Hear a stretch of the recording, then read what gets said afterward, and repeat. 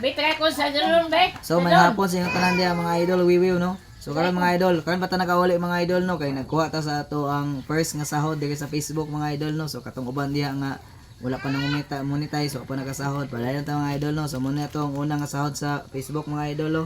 9,000 sekado mga idol. So salamat kayo sa inyong tanan nga suporta mga idol no. Nakasahod na gito sa Facebook mga idol.